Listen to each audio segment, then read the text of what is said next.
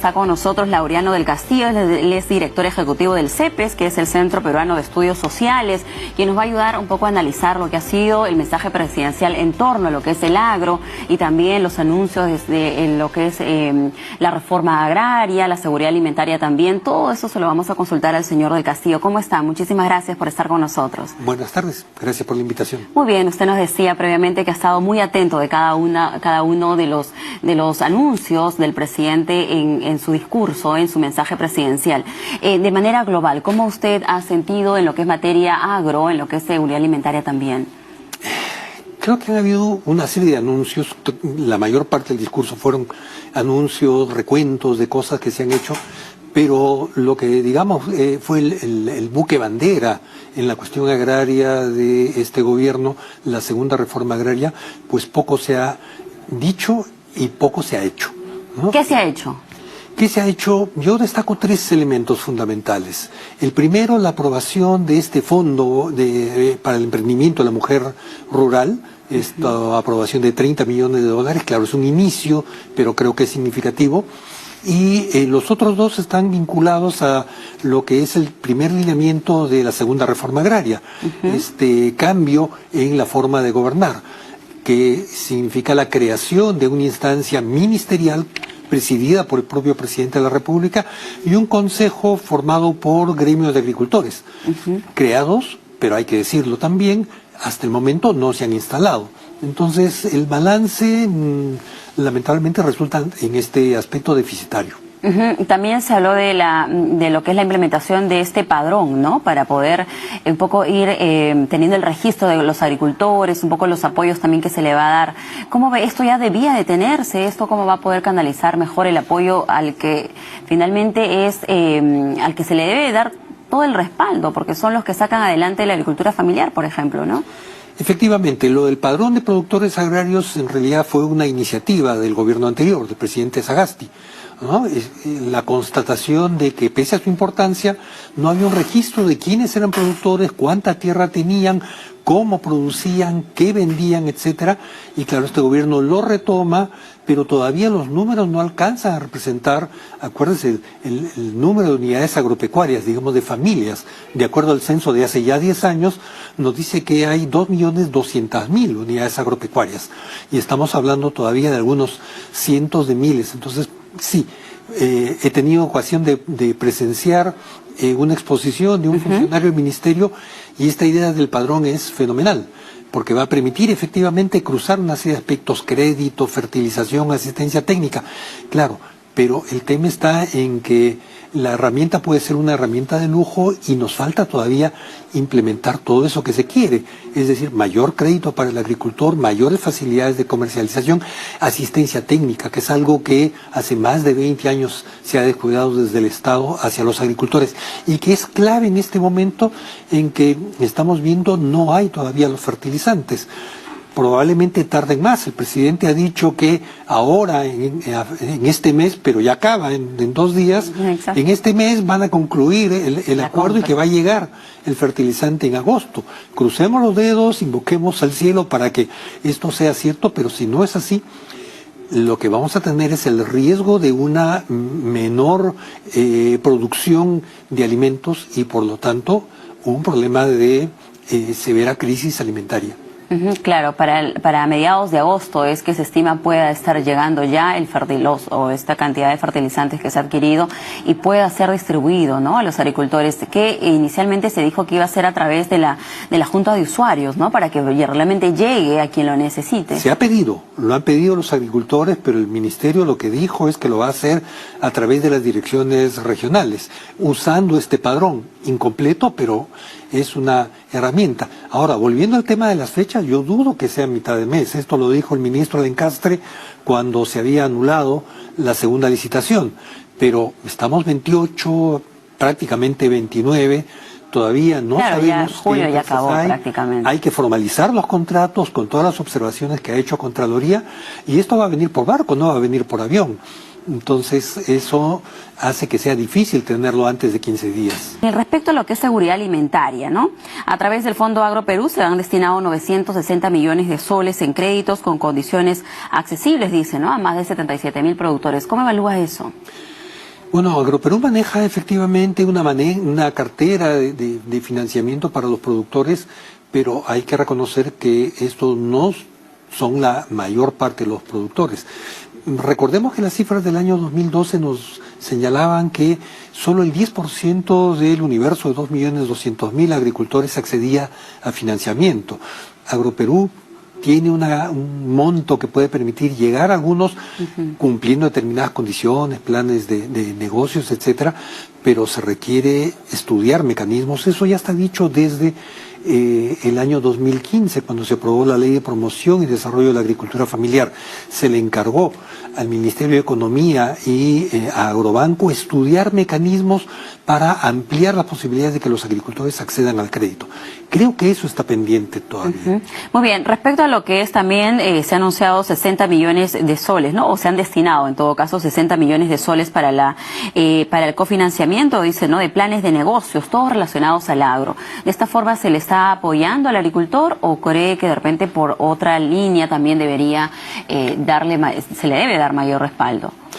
No podemos ser mezquinos. Creo que es importante ese recuento que ha hecho el presidente de cosas que se han hecho en el sector agricultura y otros, pero hay que ser conscientes que las necesidades del país y del agro en particular son muy grandes. Lo decían los agricultores al inicio de la pandemia, se requería una inyección muy grande de fondos del Estado para garantizar las campañas. Gracias al cielo y al esfuerzo de agricultores y agricultoras hemos tenido alimentos durante los 2 años de la pandemia, pero como digo siempre, no se puede jalar el chicle tanto, ya los agricultores han llegado al límite de sus posibilidades, se han descapitalizado y necesitan sí o sí apoyo firme del Estado o del sector privado, pero ya vemos que esto es muy difícil. Muy bien, también ya le había comentado usted, ¿no? Lo que es que se ha dispuesto además 30 millones de soles para la mujer productora, ¿no? Para la mujer productora agraria. También se ha hablado de lo que es la siembra, cosecha, crianza del agua desde las cuencas, que se le viene dando todo el impulso, dice, en la política agropecuaria.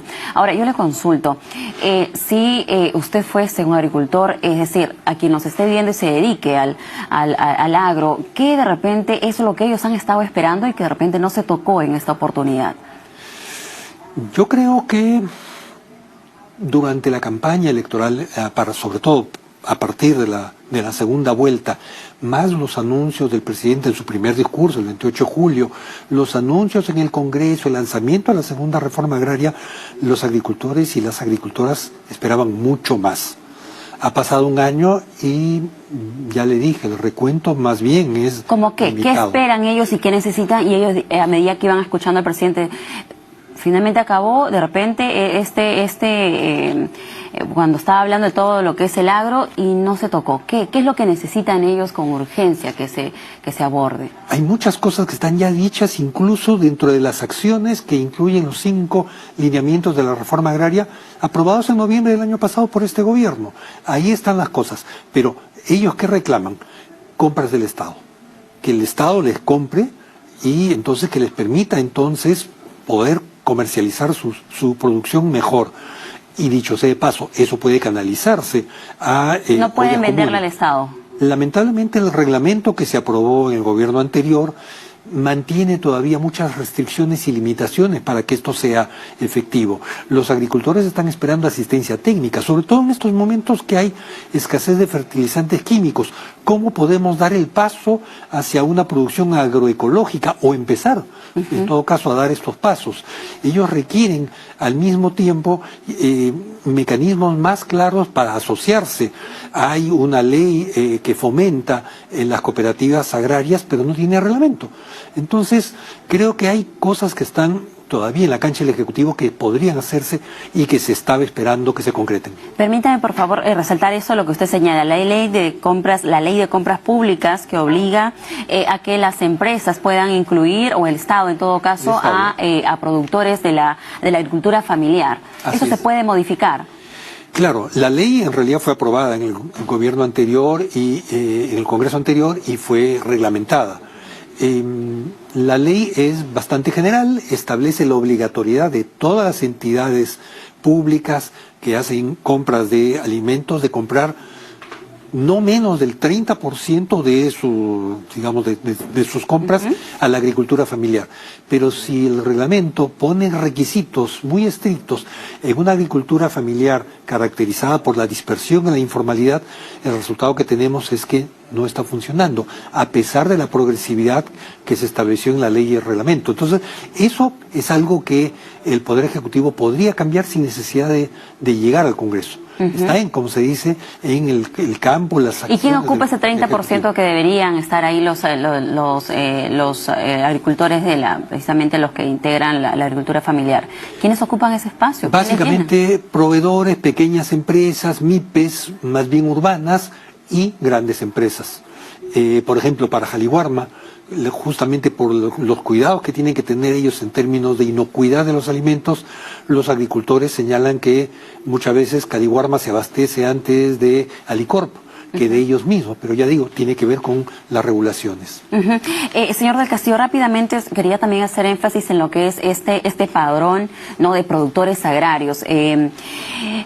Van recién 426.000 productores agrarios de algo de más de 3 millones que se dedican a esta labor. ¿Qué falta para que se pueda completar? Porque si es que no se tiene este padrón, no pueden proceder de manera como se espera los créditos, la asistencia técnica y todo lo que deriva a ello, ¿no?, de tener toda esta formalización. Bueno, ya le dije, cuando tengamos el padrón completo o bastante más completo, la herramienta es muy, muy poderosa, será muy útil. Pero, ¿qué falta? Primero, que los agricultores sepan para qué sirve eso, si tiene utilidad, que me inscriba, que el gobierno difunda más las ventajas de este mecanismo, pero además, que los agricultores puedan ver también para qué sirve eso. Porque si va a ser un registro más, los agricultores dirán, bueno, pues ¿para qué invierto mi tiempo y me voy a la capital del distrito? Y además el temor también, ¿no? El temor también eventualmente de que puedan temer ellos que eso sirva para cobrarles más impuestos. Muy bien, hay un trabajo también de sensibilización pendiente con ellos, ¿no? Porque estamos hablando de que de los cerca de 3 millones de productores agrarios solo se tiene algo de 400.000 en este padrón. Hay mucho todavía por hacer y también, como usted bien señala, hay que explicarles los beneficios de poder registrarse, ¿no?, y estar incluidos en este padrón y de allí en adelante que procedan cada uno de los apoyos que se les busca, bueno, que se pretende darle a cada uno de ellos. Permítame una precisión. Rapidito. Sí, el censo, el último fue hace 10 años y dijo que habían 2.200.000 unidades agropecuarias. Hace 10 años, ahora debe estar 3. Pueden ser más, pueden estar cerca de 3. Ya pasaron 10 años, de seguro que sí. Muy bien, agradecemos al señor Laureano del Castillo, director ejecutivo del CEPES, con nosotros. Muchísimas gracias. A ustedes.